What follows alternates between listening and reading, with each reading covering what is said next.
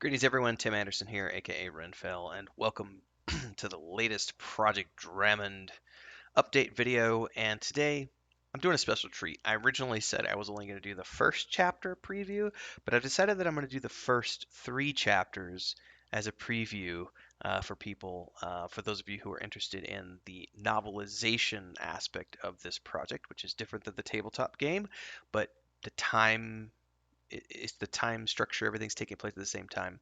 And of course, the point and click adventure game, which is being worked on simultaneously. So, last week, on last Thursday, I published the first chapter on Patreon and did an audio version. I read through chapter one um, of the first book. I'm going to go ahead and do all of chapter two and next week all of chapter three. So, hopefully you enjoy. Originally, I was just going to do a teaser of the first chapter, and then I said, you know what? Let's do all three because it gives people a better glimpse into the main characters. We still haven't introduced all of the main characters by the end of chapter three. We've gotten a good chunk of them, and we get a good idea of what's going on in the city. And to know more, you're going to want to tune in for the rest of it. But in the meantime, today is all about chapter two. If you want to read the chapter in its entirety, make sure to check the link below. You'll find the links to chapter one and chapter two, as well as the link to the first read through of chapter one. And let's dive in without further ado. Chapter two.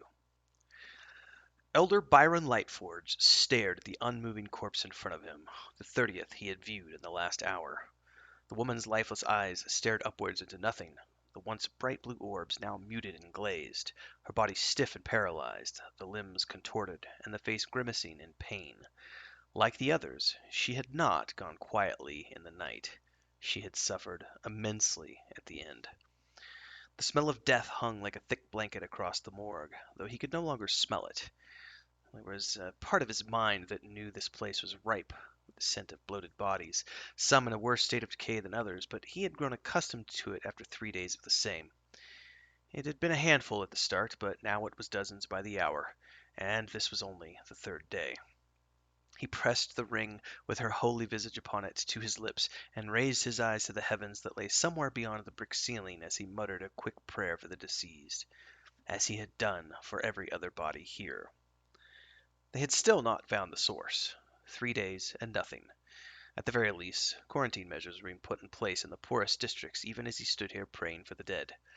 It had become evident by the dinner bell last evening that it was a plague of some kind, even if the populace did not know it yet. The docks, the entirety of Farthing Street, and the buildings that ran along the outer wall, the warehouses. Sailors and thieves weren't exactly known for their hygiene, and history showed that plagues always started with the unwashed. Illness was uncommon, even among the Fae, whatever other devilries their magic might be used for. At the very least, the Fae kept themselves as healthy as their human counterparts, and on their own side of things, the Church Templars and Paladins served the people in all things, with the health of the population their top priority. It was the only way to ensure that humanity continued to flourish in these heathen lands. Not for the first time, Byron frowned as he studied the dead laid out in front of him. Human bodies, all of them. Not a single fake corpse in 3 days. He had heard the rumors spreading in the ranks, and he could not deny what his own eyes showed him. Whatever the sickness was, it did not affect the Fae, only humans. It was hard not to jump to conclusions, no matter what the enlightened father said regarding avoiding jumping to conclusions, until all the facts had been investigated. His holiness hadn't stepped foot out of his gilded chambers in. Byron pressed the ring to his lips again and begged forgiveness in her name. It was blasphemy to go against the wishes of the Enlightened One, her representative in this realm, and he felt immediately guilty for having thought ill of his holiness. But he could not silence that part of his mind which looked out over the bodies and felt the sting of loss, a sting that no Fae would also feel. No elven child would wake up tomorrow without a father or mother. No dwarf or brownie or halfling would feel their cheeks moisten with tears as the cherished loved one did not return. He closed his eyes tight and held back the tears which threatened to come. Elder? The voice that called out to him was low and timid. He opened his eyes and blinked back the wetness that was there to find one of the newly promoted Templars who had been assigned to him standing at attention. The youth was struggling to keep his breakfast down from the look of his face, and it was evident he was trying to look everywhere else than at the bodies that lay across the underground chamber. Yes, youngling? What was his name? Aelar? Finar? Plian? He rubbed his eyes slightly and sighed. What is it? A letter, Elder? The young man bowed slightly as he held out a folded parchment, the seal of the enlightened father pressed in dark blue wax. Byron took the parchment from the shaking youth and placed a hand upon his shoulder. Be at peace, my child. This is all part of her plan. He ignored the youngling's adoring gaze as he turned his attention to the document in his hands. He pursed his lips and broke the seal, bent low over the table in front of him to get a better look at the script in the lantern light. The elders are summoned. Her will be done. Elder Byron Lightforge breathed a heavy sigh of relief into the fetid damp of the morgue. Perhaps the time for action was finally upon them. The creak of wagon wheels and the slow crunching as they made their way over cobblestone and dirt was a welcome sound to Thanan's ears as he turned towards the street that led up through the heart of the dwarven district of Parthana. Gerald and Dane were at the front, leading the oxen that pulled the first wagon. A quick scan showed all three of his wagons, which was a breath of fresh air. He'd been worried that they might have gotten stuck at the roadblock Athea had mentioned, despite her statements to the contrary. Firin and Hylan, he asked as Gerald slowed the lead animal to a halt in front of his forge. His cousin jerked his head back towards the street that led out the entrance of the dwarven district, his black beard braids dancing with the movement. Keep an eye on the rear in case those paladins decide to get nosy. A flurry of movement, and something whirred past Thanan's head and sped off down the street, a blur of gray-purple wind. He thumped Gerald on the shoulder and muttered his thanks as he left his cousins to unload the handling.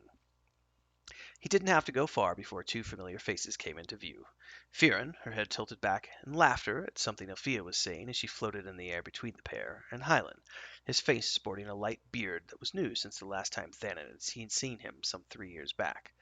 The half-elf waved as he saw the dwarf come into view, and Thanan returned the gesture. Any trouble at the docks? He asked as the half-elf reached down and embraced him in a bone-crushing hug. Firin placed a hand on his shoulder and bowed slightly in greeting. No, but it looks like the church is setting up some type of blockade to the docks and warehouse districts, replied the half-elf. He gestured towards the southwest. We also saw similar roadblocks being set up along the major avenues from the docks to the dwarven district. Something we should know about, Firin asked. Usually the church left patrolling the streets to the city watch, and she was genuinely curious about what could be the cause. Thanan frowned. I can't say that... I know, Althea butted in excitedly, her wings fluttering faster than normal. She raised one of her hands as she dropped to the ground, hopping slightly from one foot to the other. When would they ask her? Hurry up already. All eyes turned to the brownie. She tilted her chin up proudly. It's the dead, she pronounced solemnly, her voice dipping down to a conspiratorial whisper. The other three eyed each other warily. Althea was known for exaggerating things like all brownies did, and they weren't quite sure what to make of her statement. She stamped a foot at the doubting faces. I'm serious. What do you mean by the dead? Thanan asked, one eyebrow raised. It was the first he was hearing of it. Althea sighed in frustration. Sometimes it was like no one paid attention to her. She flitted her wings and rose back into the air as she pointed in the direction of Farthing Street. All the humans are getting sick. Dying. I heard a Templar talking about it, and I took a peek in one of the morgues. She shuddered with distaste. The smell had been horrible, worse than that stew that Thanan said was his grandmother's specialty. Bodies everywhere. More raised eyebrows from the other three. Do you know anything about this, Firin asked Thanan pointedly. He shrugged in the return. It's the first I'm hearing of it. He narrowed his eyes and tugged at his beard. But it makes sense. If there's a sickness affecting the humans, they'd block off Farthing Street first. That's the poorest district. And the docks and warehouse. To restrict incoming and outgoing traffic. A plague? Hyland frowned as he spoke the thought aloud, casting a glance back over his shoulder. The last place he wanted to be if there was a plague going about was in the confines of a city. He had lived through that before. He had no desire to tempt fate again. Thanan shrugged. One way to find out. He turned to Althea. You feel up for a mission? The brownie dropped to the ground with a light thud, her face suddenly serious, her wings completely still. A mission? She whispered. They were trusting her with a mission? She looked at all three of them, gravely serious. What do you need me to do? Check on the front gate to the city, Thanan replied. See if they haven't sent any additional paladins and Templars to help the city watch. And also... He trailed off. She was already gone, a whir of wings and dust. Some things never change, Fearon said dryly as she looked off at the direction the brownie had sped off in. She shook her head and chuckled. It's good to see you, my friend. She gestured towards Thanan's house and forge. Anything to drink in there? What kind of a dwarf do you think I am? He retorted in mock surprise, and led them towards his home and the two barrels tucked away in the kitchen. That is the end to chapter 2. Hopefully you enjoyed. Don't forget that you can read the chapter in the link below over on Patreon. Of course, if you like what you read, don't forget to subscribe to the Patreon, support what we're doing with Project Dramond. The chapters of this book, the first 3 chapters, are going to be free previews for everybody, but starting with chapter 4, they will go into behind the paywall for the subscribers at the $3 a month tier.